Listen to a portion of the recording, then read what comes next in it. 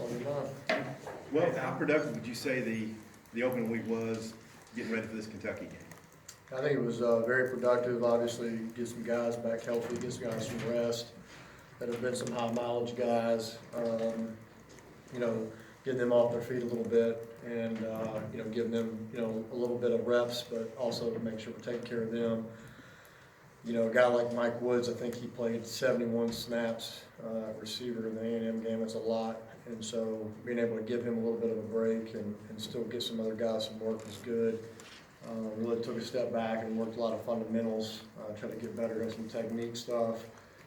Had a little bit more indie time in practice, and as well as balancing out and start working on Kentucky. So it was a good week, but excited to get back in the game week this week. It's got to feel pretty good, I guess, to get all your starters back, I guess, with your 3 wide receivers and your tight end. I think you only had 2 games where they've all been out there at the same time. Yeah, it feels good. It's always good to be healthy coming off of a bye and getting some guys back healthy. So we're looking forward to having everybody pretty much at full strength and see what we can go do. Tyson Marsh is a guy that's gotten extra reps with the injuries you've had. Now that you're getting healthier, what role do you see him playing? Just what you thought about his play up to this point? What's he doing to put up some pretty good numbers? Yeah, first of all, we were holding out hope that Trey would play in the A&M game and couldn't go. So, first of all, Tyson, I can't say enough good things about what he did and was able to play a position that really he hasn't practiced a whole lot.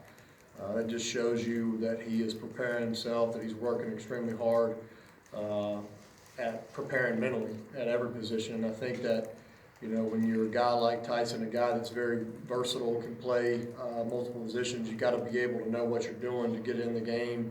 And if somebody does go down, you can fill in that spot. So I think, Tyson, we're going to, again, we had guys play 71 plays at receiver. That's way too many.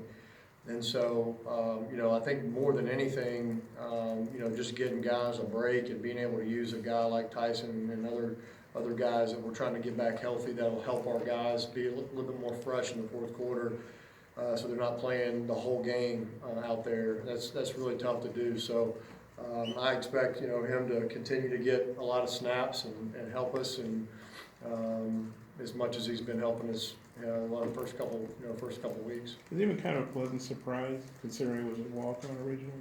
He is. I mean, not really a surprise this year, more last year, in our year one. But I mean, he made some plays last year. He caught a couple of touchdowns, I believe. I remember him making a heck of a catch on our sideline last year. I want to say it was against Alabama. So.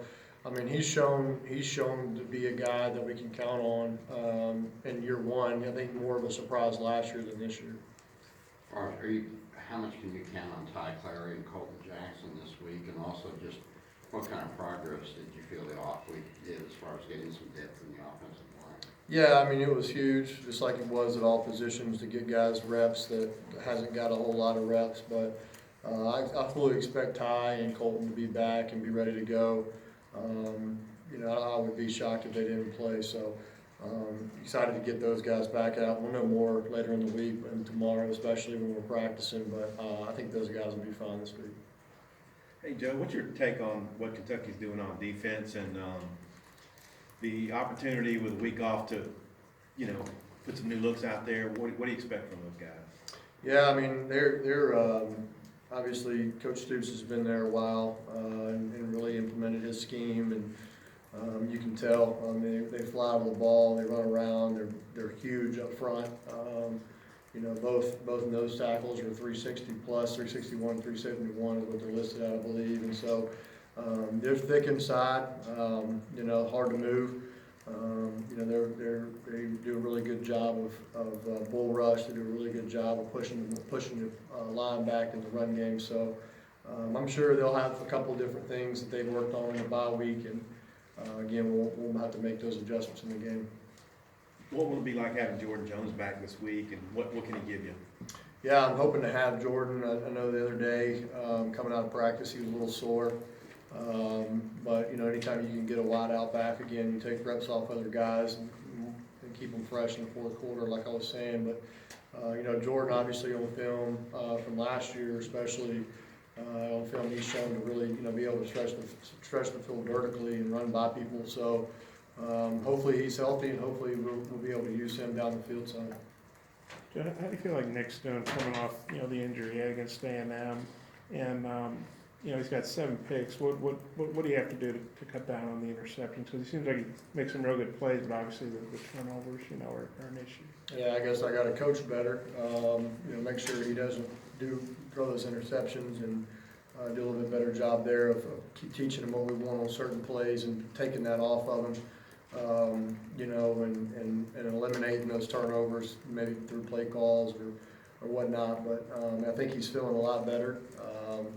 You know, I think his elbow's feeling much better. We wore compression sleeve last week, so I fully expect him to be, full speed coming up this week, but, again, Nick's, again, he's started certain, I don't know how many games now for us, but, he's still developing our offense, he's still learning, and there's things we can do to help him and take some things off of him and make it a little bit easier. So were there freshmen on your scout team that haven't played yet,